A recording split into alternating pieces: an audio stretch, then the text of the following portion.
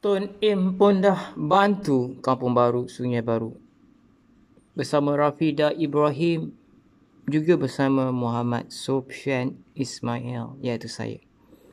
Jadi anda bila lagi nak bantu Kampung Baru, Sungai Baru, datanglah beramai-ramai ke Kampung Baru, Sungai Baru untuk support mereka semua. Setiap hari anda boleh pergi ke sana untuk bagi sokongan moral dan mental. Bagi support dari segi apa saja kesusahan yang mereka lalui itu, kita sama-sama membantu mereka, menolong mereka, meredakan keresahan hati mereka, menyejukkan mata yang memandang mereka. Kerana ini dah masuk bulan puasa, mereka tiada rumah untuk berbuka puasa.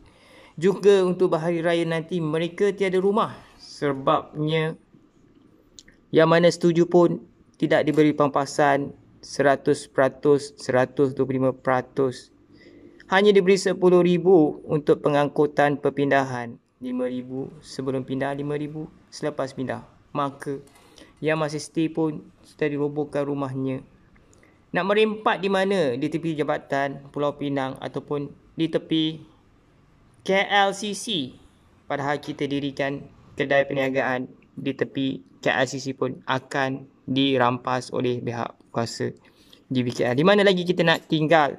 Wahai penduduk Kuala Lumpur semua, berjuanglah bersama dengan Melayu untuk mempertahankan tanah Melayu, Kampung Baru.